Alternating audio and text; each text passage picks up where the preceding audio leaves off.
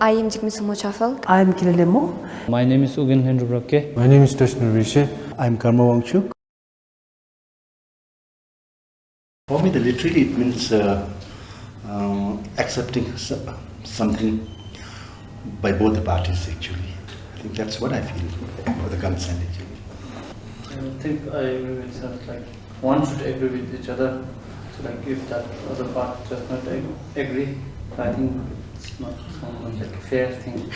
So I think I agree with that. I do feel the same thing, like consent for me actually means like having the actual right for our own body. We have our own rights, so like Tashi said, with our own right, we have our voice also. So, yeah. I think similar to my friends here, consent to me is like taking permission from someone that person has to be conscious to, and then he or she is in a position to consent me in a mentally sound condition. And then also consent to me is like, it might change. Maybe the person agreed once, but at the time maybe he or she might step back from agreeing. So this is what consent means to me. Like I actually think like people actually like take no because like they're shy and they say no because like just they're shy, but then they actually don't respect like each other's consent. So I think like this is one of the major like problem, especially in Bhutan. Yes, I agree with you. I agree. Yes. And saying no is one of the most difficult things to happen in our society. And then when you say no, they take it as like you're shy.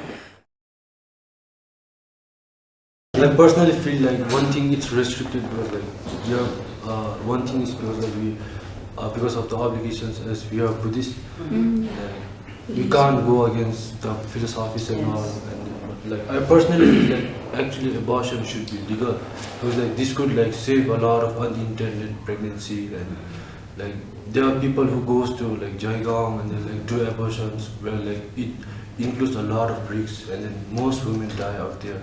And then in case if they make legal here, then I think like the death number will quite drastically decrease. That's what I think. So I think it's not seriously illegal actually, meaning I think the court under like few conditions. Yeah, under few conditions. So that's what I'm told, and few literature and few legal documents I went through. I think if it's going to I think have really a serious impact on the mother, I think it's legal. I think they can do both the abortion, but they need to go through certain procedures, I guess. And if mother is really mentally not well, I think then they can go for the abortion, right? So unsound and some complications. Yes. I think there are few things like our young colleague mentioned here. I think as a Buddhist, we always believe that when child is born, they would have had enormous prayers in their previous life to get into the human form. So, and destroying someone, I think. Just a few days ago, I was just reading the literature again. So even the animals, they love their children so much that I think as a human, I think we need to be more considerate, I think. And yes, I think it should be legalized, but in a proper form. I think we need to accept it, how things should move around. I think sometimes legality in our context, sometimes it moves to a different direction. Actually, an incest rape now, there's a consideration. Yeah. But what happens in incest and rape cases, the reporting is very late. So that's why, like, one reason we cannot provide service in there, because abortion once you crosses, certain months, it is quite dangerous. Yeah. Like no matter where renowned hospital you go, there's still danger for the life of the mother. So that's why the reporting of the molestation and rape case is very late. And other thing, if you legalize, as sir mentioned, I think that it will be have both ways, because as I work as a SRH focal person for the young people, we are trying to prevent and promote the services similar. So we want to prevent adolescents, young people getting pregnant if they are not ready by providing contraceptions. That is free of cost, so they can avail their services, and then have more information regarding the emergency pills available in the pharmaceutical shops. So like if you work like that, I think They don't have to take this risk of going across and then aborting. And as you mentioned, abortion across the border is quite common. Quite common, because since it's not legal here, we have all around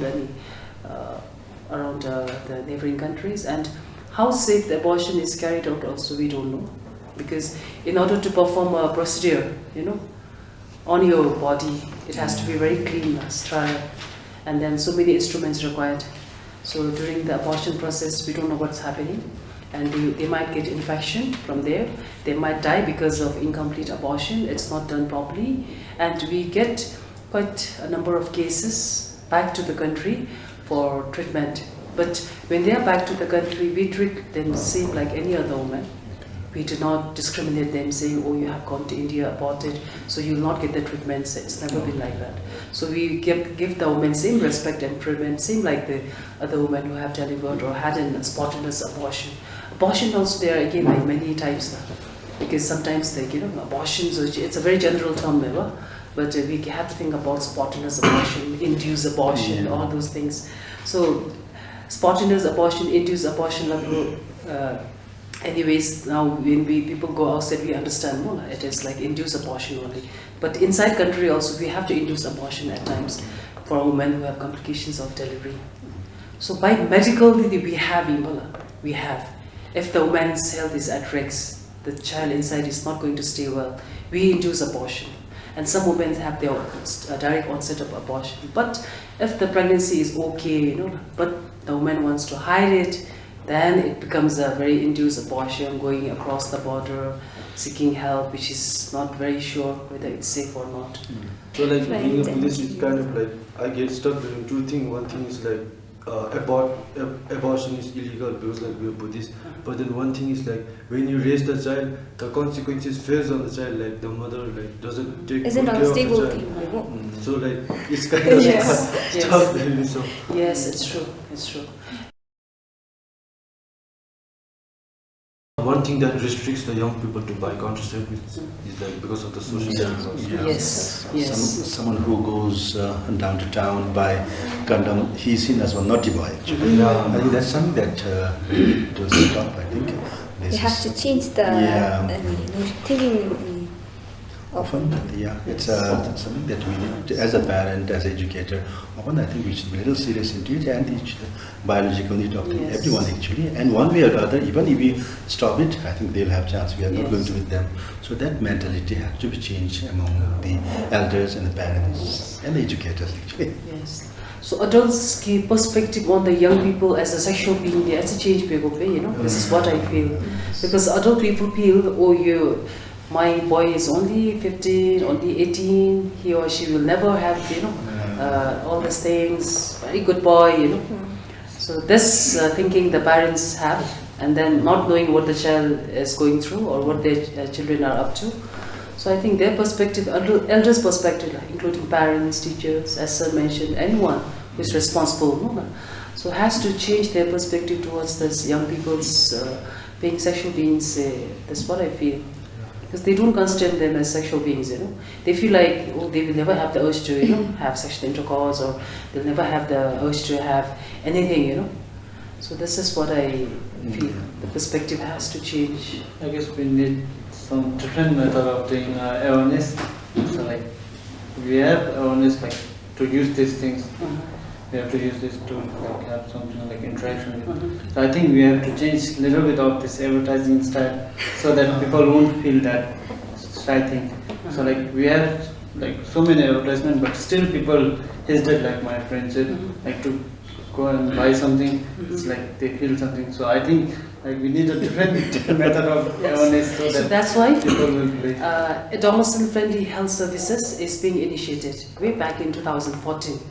But now, by today, I think yesterday I discussed with my program, we have it all across the nation. All health workers trained on providing adolescent services to adolescent and young people. So now, I think there's a gap for us to connect there. Because when we look at the adolescent-friendly health services, we have all the package now. Pregnancy package, STI, HIV package, mental health package, nutrition, everything. And starting from conceptions. So I think there's a gap we have to make this gap disappear and come together and then really work towards the health of our young people, so that they don't have to go anywhere. If they come to the clinic, they can avail the services there. That also with the correct information, correct method, and then you will be given all the information regarding those the services you came for. But if you're going to the pharmaceutical shop, you just give them money, you take the medicine, and then you have to open the leaflet and see how much to take, where to take, what are the side effects, all those things. So if you consider about the services in the health facility and the pharmaceutical shops, this is the difference I can find, where the health workers will give you all the information regarding the method you want to choose. So we have to make this gap disappear and then connect with each other. Networking is very important in this case, I think. I think maybe sir, my colleague has talked about that social stigma. I think because of that, our question is when people hesitate to buy the concept is not male to buy a condom and for women to buy a sanitary pad. I think because of this social stigma, for example, if a guy goes and buy a pad, then suddenly that people will think why is that guy is buying? So if that girl goes and buy a condom, so they will think I think this girl is having fun tonight. Then they will spread a message that you can try this girl. I think I saw her buying that one. So I think number one, we should change that social stigma. So secondly, maybe because girls don't carry their sanitary pad because it depends upon their rate of things, so they don't carry it. But for boys to have fun with that girl, I think they should carry it. Maybe because of that, I think they find. Just my point of view. I think maybe that's why boys are more open than the girls. Maybe because they don't hesitate, I think. To talk on the social stigma also, if a girl goes and they buy a condom, then they all talk about, oh, that girl is laminate. If a boy goes and buy, they say, no, something like that. It's more on, they're focusing more on the girls. No, and she's no, once not the same. So that's what we have in our society right now. I just from my point of view. We have seen some of that also, our friends and all. Oh, yes. So we used to joke, but some of our friends, they used to take it as seriously. So but we used to joke and make fun of that. So I think that's the social stigma. I think we should change. And when it comes to such talk, I think, and all this idea, girls are a little conservative, I think especially. I think they always have their limits, what to do and what not to do, and we should understand, as the boys, I think we have no limits of anything actually. that's a problem actually. And we think that this is, I think it's okay, I think it's possible, it should be accepted, I think. Even if not, what's the big deal about it? So those thoughts actually, I think, that must be the reason actually. I would say there is no such thing as unfair and unequal access to conceptions when it comes to male and females, because of our visionary leaders. Family planning was initiated way back. I can't tell the year, but it was initiated way back, and we have the conceptions available here. Globally, also, I think that's all, except for some very modified conceptions. This is what we use in most of the developing countries. So. For the males, it's the condoms, and then if they do not wish to have any more children, their family completed, then they can go for vax turning, right? And another thing the men can think about is also abstinence at times. I would like to suggest this also. And for the females, we have many conceptions available. Of course, the question says like that. And from those contraceptions, I think the most important thing is the support the male has to render to their partner. I won't say male and female now, keeping in mind our LGBTIQ. The partners should be supporting to each other in using a contraception. Whether, for example, two of us are partners, then we have to discuss what contraception should we be using. Is this okay for me? If I use this, is it okay? Is it comfortable for you? So what we require is support from the partners. Then we would say there is no unequal or unfair between male and female, but since the number-wise it's more for the females, the female has to take it. Actually, the male has to be more grateful, right? Because it's all the hormones that's going into the human body, whether we are using the oral pills, that injections or whatever. So what I feel is the family and the husbands should be supporting towards their partners, especially if they're married, in choosing a conception method, so that the woman regains her health before she becomes pregnant with another child. This is very important. And also with the young people, I would again like to stress on, communicating, supporting each other, and thinking, are we really ready to have sex, Are we ready? Both of you should ask each other, like yourselves. So then if you're ready, okay, now if you become sexually active, what are the consequences? Or pregnancy, adolescent pregnancy, sexually transmitted infections. So in order to prevent this too, what do I know about? What information do I have? Do I have that? First thing. Then you need to access those conceptions. From where do I get this conception? Access katili benina. So I think there won't be any unfair or unequal access to conceptions. So I don't know how young people feel about conception. Because we have limited numbers, but this is all we have globally in developing countries.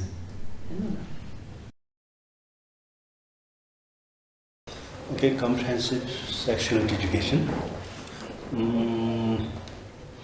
As I mentioned earlier, so basically at the school level, when it comes to the softer part of imparting the ideas, knowledge, skills, I think it boils down to the teachers and the educators, definitely. But when it comes to practices at home, I think parents should be equally responsible. That's what I feel actually, and they should be actually, because the parents, having gone through all this process, they understand equally. But it's a little sad at times that and a few years ago, I just heard from the media houses, school comprehensive sexual education we do have in curriculum. We interviewed few girls and they said it's not there. At least question should go to the parents also. Please point whole question to us. 50% it should go to the parents. Did you ask few parents ever, did you teach to your child or daughter or son about the comprehensive sexual education? So those are the things actually. So software component definitely, and we have already incorporated almost all the subjects, and unlike those days actually, we are a little serious this time, and whenever we try to cascade the information plus onto the training of trainers to our teachers, we focus, these are the areas, can we stress on it? So, and we have come, the two is structured, where it's incorporated in the curriculum, and the school-based programs, where they can mark the international days, plus on a weekly basis. And we were telling the same thing actually, and even to the children, I think there are many things your parents know also. Don't keep everything for the teachers.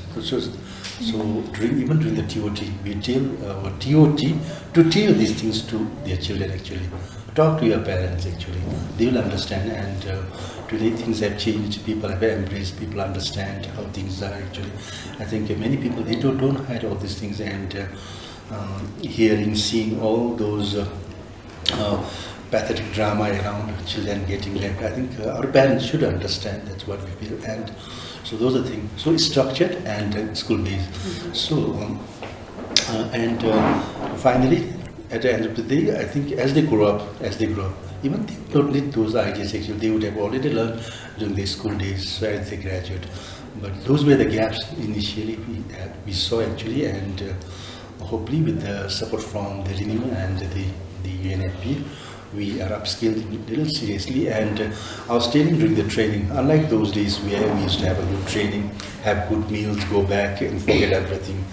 So this time we have targeted Town Center School, Sanchun Higher Secondary School, Khomshar, because different age of the schools, and I was telling them, if we get cases related to comprehensive sexual education from these three schools, then we are just taking a back seat. We are not coming forward, then I think it's your risk now. If something goes wrong, we are feeling miserably. So at the pilot phase, if we fail, then we are failing it. So those are the serious, I think we are a little serious, not that it's a program related to us, but it I think matters to every one of us. For some, just to contextualize, just a few days ago we had the program on the drug-related issues in the schools. And I was telling our education officers, the rangi pa drug use baby, especially for drug users. We see them as the drug users. But for his or her parents, he is one golden child. So he's one golden child. He's one of the best human they have ever met in their life. So I think that's how we need to contact. So likewise, I think we come through all these things, and I think we need to empathize well when we implement those programs. Software part, I think it should be done by the schools. But when it comes to the practices and all those practical parts, I think they need to learn from their parents. That's what I feel as an educator myself. One thing is it starts from home and then school.